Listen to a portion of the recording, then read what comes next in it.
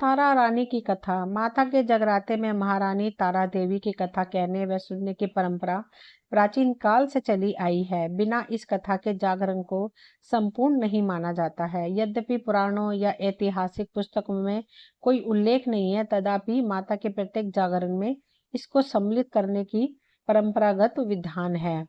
कथा इस प्रकार है दोस्तों। राजा स्पर्श माँ भगवती का पुजारी था। दिन रात महामाई की पूजा करता था। माँ ने भी उसे राजपाट, धन दौलत, ऐशो आराम के सभी साधन दिए थे।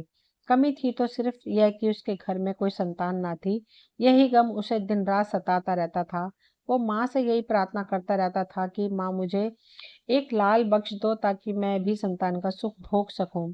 मेरे पीछे भी मेरा नाम लेने वाला हो, मेरा वंश भी चलता रहे। माँ ने उसकी पुकार सुन ली और एक दिन माँ ने आकर राजा के सपने में दर्शन दिया और कहा कि हे राजन, मैं तेरी भक्ति से बहुत प्रसन्न हूँ और तुझे वरदान देती हूँ कि तेरे घर में 2 कन्याएं जन्म लेंगी। कुछ समय के बाद राजा के घर में एक कन्या ने जन्म लिया। राजा ने अपने राज दरबारियों को बुलाया, पंडितों व ज्योतिषियों को बुलाया और बच्ची के जन्म कुंडली तैयार करने का हुक्म दिया। पंडित तथा ज्योतिषियों ने उस बच्ची की जन्म कुंडली तैयार की और कहा, हे राजन, यह कन्या तो साक्षात देवी है। यह कन्या जहाँ भी कदम रखेगी वहाँ खुशियां ही खुशियां होंगी। यह कन्या भी भगवती की पुजारिन होगी। उस कन्या का नाम तारा रखा गया। थोड़े समय बाद राजा के घर वरदान के अनुसार एक और कन्या ने जन्म लिया। मंगलवार का दिन था। पंडितों और ज्योतिषियों ने जब कुंडली देखी, तैयार की, तो उदास हो गए। राजा ने उदासी का कारण पूछा तो वे कहने लगे, महाराज, यह कन्या आपके लिए शुभ नहीं है। राजा ने उदास होकर ज्योतिषियों से पूछा कि मैंने ऐसे कौन से बुरे कर्म किए हैं जो कि इस कन्या ने मेरे घर में जन्म लिया है। उस समय ज्योतिषियों ने अपनी ज्योतिष लगाकर बताया, कहने लगे कि ये दोनों कन्याएं जिन्होंने आपके घर में जन्म लिया है, पिछले जन्म में राजा इंद्र की अप्सराएं थीं। इन्होंने सोचा कि हम भी मृत्युलोक में भ्रमण करें तथा देखें कि मृत्युलोक पर लोग किस तरह रहते हैं। दोनों ने मृत्युलोक पर एकादशी का व्रत रखा। बड़ी बहन का नाम तारा था, छोटी बहन का नाम रुक्मण था। बड़ी बहन तारा ने अपनी छोटी बहन से कहा कि रुक्मण, आज एकादशी का व्रत है, हम लोगों ने आज भोजन नहीं खाना। तू बाजार जाकर फल ले आ। रुक्मण बाजार फल लेने के लिए गई। वहां उसने मछली के पकोड़े बनते देखे। उसने अपने पैसों के तो पकोड़े खा लिए तथा तारा के लिए फल लेकर वापस आ गई। फल उसने तारा को दे दिए। तारा ने पूछा कि तू अपने लिए फल क्यों नहीं लाई? तो रुक्मण ने बताया कि उसने मछली के पकोड़े खा लिए। उसी वक्त तारा ने श्राप दिया, जा नीच, तूने एकादशी के दिन मांस खाया है, नीचों का कर्म किया है। जा, मैं तुझे श्राप देती हूँ, तू नीचों की जून पाए, छिपकली बनकर सारी उम्र मांस ही कीड़े मकोड़े खाती रहे। उसी शहर में एक ऋषि गुरु गोरख अपने शिष्यों के साथ रहते थे। उनके शिष्यों में एक चेला तेज स्वभाव का तथा घमंडी था। एक दिन वह घमंडी शिष्य पानी का कमंडल भरकर खुले स्थान में एकांत में जाकर तपस्या पर बैठ गया।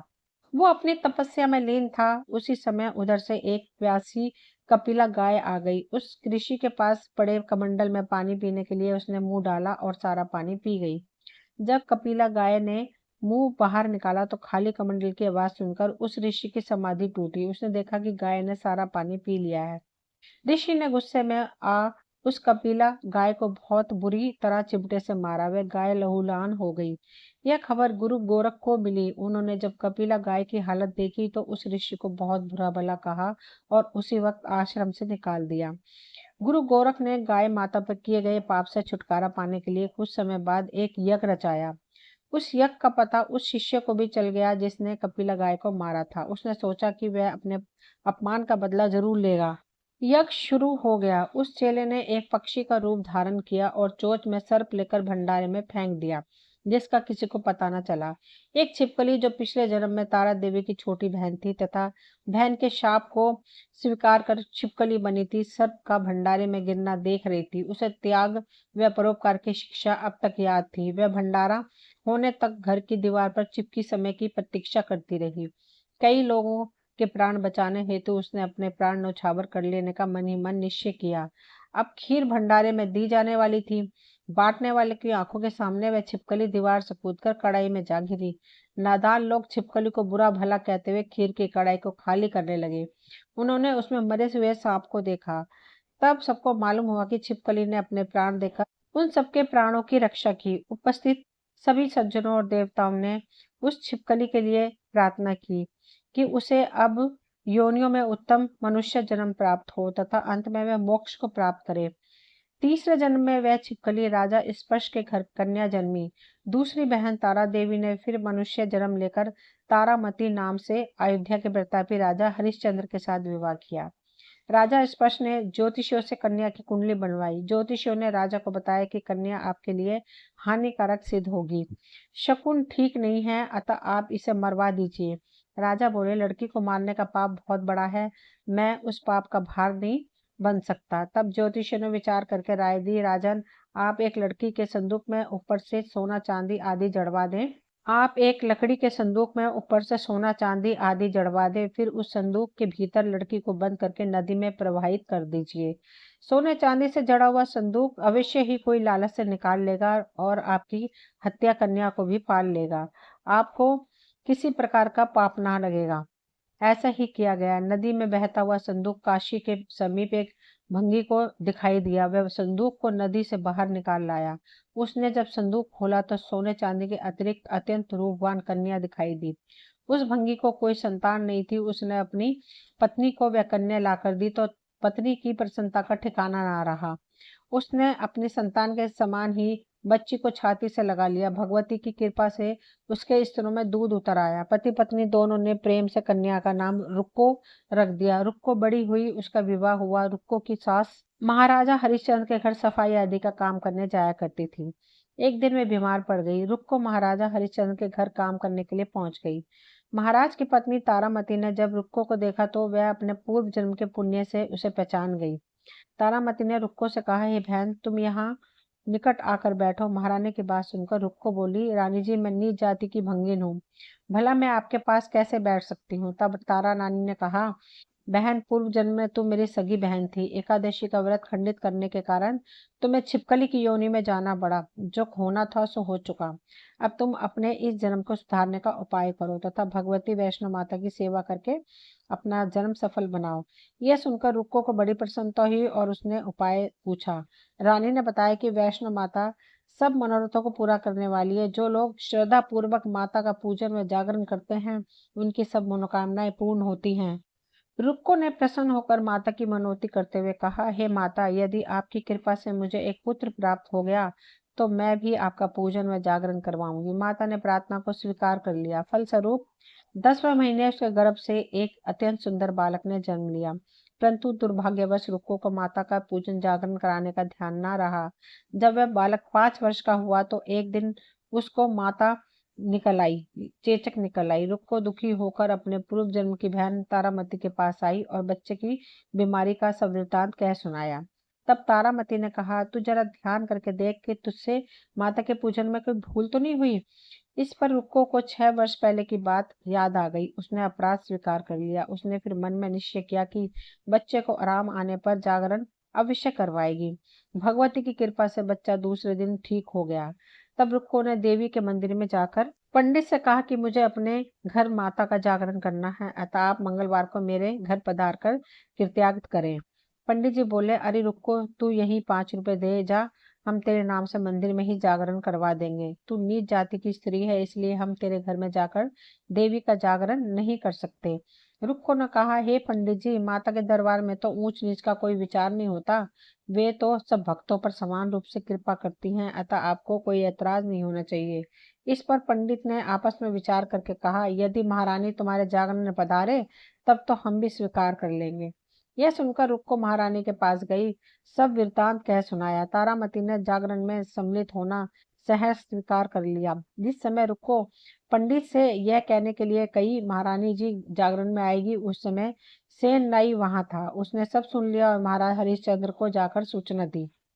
राजा को सेन नाई की बात पर विश्वास नहीं हुआ। महारानी भंगियों के घर जागरण में नहीं जा सकती, फिर भी परीक्षा लेने के लिए उसने रात को अपनी उंगली पर थोड़ा सा चीरा लगा लिया, जिससे नींद ना आए।